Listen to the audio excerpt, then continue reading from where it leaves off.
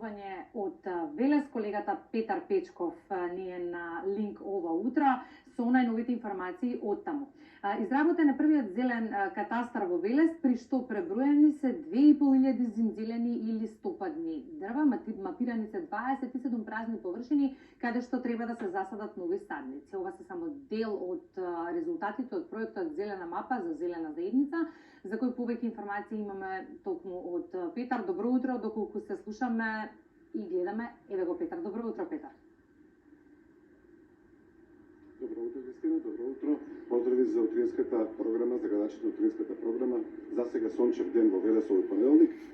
Дали така ќе биде според прогнозите не, но за сега ние користиме убавите моменти од 8 ден во месец мај.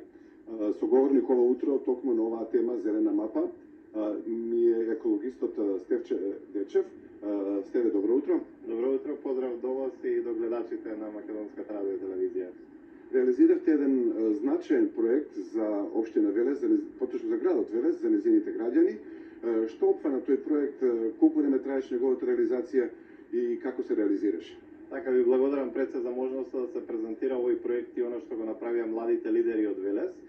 Со поддршка од владата на Швајцарија, преку програмата за изборни реформи на МЦМС и ИФЕС фондациите, го реализиравме проектот Зелена мапа за зелена заедница, кој што изминатите 6 месеци обезбеди повеќе од 70 млади лидери од средните училишта од Велес и Младинскиот центар да направат пред се мониторинг на програмата за животна средина на општина Велес и она што парламентарците и советниците и градоначалникот го имаат ветено пред граѓаните, едноставно да дојдат по своите барања младите. После овој мониторинг увидовме 4 фокус точки кои што ги одбравме за програмата за животна средина. Тоа беа фокус кон развој и унапредување на квалитетот и квантитетот на зеленилото во градот, како законско обврска нели дека треба да го има се повеќе и на секоја градежна парцела. Потоа конечно остварување на регионалната депонија во Велес, која што веќе 20 и повеќе од 20 години се ветува кон велешани, развој и унапредување на условите за јавниот градски превоз во градот и четвртиот момент беше како поттик имплементација на зелениот договор на Европската унија, што како Македонија како аспирант за членство се обврзала да го имплементира исто така и агендата за Западен Балкан, кај што главен фокус е трансформацијата кон зелените практики. Сакаме Велес да го видиме како зелена општина, просперитетна општина на тој начин и овие 4 точки верувам ќе обезбедат едноставно полесна имплементација на тој зелен договор на Европската унија.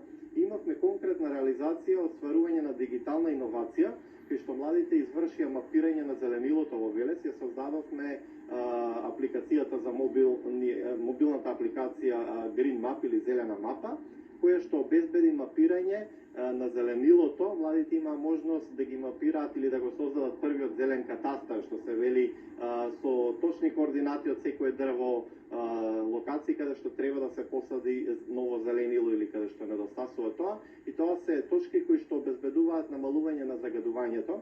Знаете, Велес пред повеќе од 10 години беше град кој што беше препознатлив како град кој што извојува зелена еколошка револуција.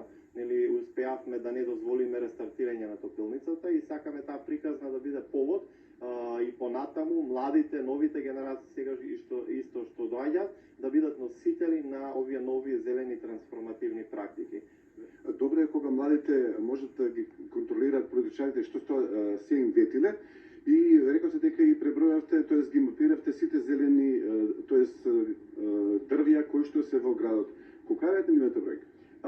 Не успеавме се уште сите, бидејќи се работеше нели за стартен проект. Верувам дека затоа оставивме линк на апликацијата тоа како практика да продолжи понатаму. Младите успеа во рок од добри некои 14 дена да мапираат повеќе од 2500 дрва и повеќе од 34 површини каде треба да се посади зеленило во градот, што верувам дека како стартен момент за кратко време беше навистина добра практика. И со мобилната апликација што имаме и што е во оптек веќе на Google маркетот може да се симне и на нашата интернет страница impactnet.com. Тоа треба да продолжи. Исто така сега продолжуваме кон новиот момент кај што сакаме да ги мапираме автобуските постојки во градот со цел да поттикнеме развој на градскиот превоз, да се намали нели овој застој на сообраќајот поради преголемиот број на автомобили кои дополнително загадување во градот. И веруваме дека преку такви трансформативни практики ќе продолжиме и понатаму. Мал чекор, но со голема визија. Да, добро, овој застој сега отринаме поради доаѓањето на воз кој што треба да помине низ Велес, да бидеме попрецизни, дека не е нешто друго. Мапиравте, тоест работевте на тоа колку и какви патеки има во Велес, и велосипедски и пешачки. Каква е состојбата? Па, тој е разочарувачкиот момент, затоа што јас ќе бидам директен и претходниот градоначалник и сегашниот има дадено ветување за остварување на велосипедски патеки во градот и кон езерото Младо. Се уште тоа не е случајно, постои само една делумна велосипедска патека над езерото Велес, но онаму каде што е најпотребно за да се намали бројот на автомобили, во градот не постои безбедна велосипедска патека, постојат можности за развој. И исто така потикнувам и сакам да верувам дека реновирањето на патот што е кон езерото Младо сега ќе обезбеди можеби во скора иднина велосипедска патека за сите што сака да ја користат рекреацијата или професионално кон езерото Младост, како начин нели за зголемување на грижата за здрава животна средина, намалување на сообраќајот, поттик за нови практики едноставно да воведеме.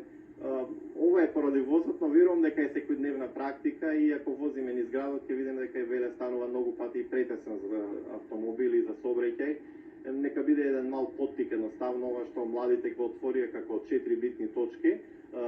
Ги споменавте и имаме директно во соработка со општината Велес луѓе што се од граѓанскиот сектор и од секторот за животна средина, поттикнаа дури да ги мапираме и пешачките патеки, така да верувам дека овие интересни моменти ќе најдат и на дополнителна доработка на апликацијата, надградување со низа можности. И уште едно прашање што се роди од овој разговор, тоа е во однос на, рековте, колку е застапено законската обврска, колку се почитува законската обврска да на градежните парцели се зазеленуваат, има одредена површина зелена. Каква е тука состојбата? Не можам да кажам дека имаме навистина задоволителна бројка за почитување. Верувам дека недостатокот на инспектори на терен овозможува да некоја урбана мафија нели го злоупотреби тој момент. Верувам дека контрола треба да се изврши многу поактивно и да се обезбеди зеленилото како 20% за секоја градежна парцела да биде составен дел, затоа што знаете како тревата е декоративен момент. Дрвата се оние кои што го пречистуваат нашиот воздух и едноставно треба да биде не само законски поттик, туку треба да биде на секој што гради мотив за дрвата да го намалат утре други ден што се вели оној температурен шок што би настанал со порастот на температурите, така да едно дрво обезбедува намалување за некои 8 до 10 степени Целзиусови на самата температура и верувам дека присуството на дрво во градежната парцела или околу одреден објект ќе обезбеди намалување на температурата. Како начин нека биде поттик едноставно, значи затоа ни беше битно секој дрво да го мапираме и со самата мобилна апликација, дури и младите има можности да го именуваат секој дрво, да обезбедат на тој начин поголема грижа, но едноставно ако споредиме колку имаме зеленило по глава на жител, во Велес се разочарувачки бројките. Посебно ќе ги споменам моментите со дрвата кои што изгореа околу езерото Младост пред 3 години, зеленило кое што итно треба да се обнови, затоа што видливо е како е сето тоа опустошено, а се повеќе се гради, а многу помалку се сади. Значи не треба да биде садењето на дрва само од нас невладините организации за одредени еколошки акции кога ќе ни текне или кога ќе имаме финанси, туку треба да биде континуиран процес на институциите. Да, Стеве, јас ти благодарам за ова гостување утрово, за гледачите на Утринската програма, што ги доближи резултатите на вашиот проект и се надевам дека тоа ќе стигне до надлежните сите забелешки. Христина, пред да се одјавам, бидејќи утрово има доста богата програма, имам само едно јавување, да најавам во 13 часот во Велес се отвара изложба на реновираниот македонски уметник, веќе починат Владимир Георгиевски, во 13 часот во ликовниот салон. Тие што се љубители на оваа уметност, нека повелат, нека го проследат, нека проследат оваа изложба. Секако, Петар, благодарам за информациите и вклучувањето во Македонија наутро. Прв зелен катастар направен во градот, ова е една од темите за кои што можеби малку се зборуваше деновиве, имајќи предвид што секако информација пристигна и од регионот, но доколку сакаме да се обезбедиме живот на планетата Земја и за нас и за генерациите по нас, неопходно е се погласно да зборуваме токму на овие теми. Благодарам. Тоа беше колегата Петар Печков од Велес, со најновите информации од таму. 7 часот 40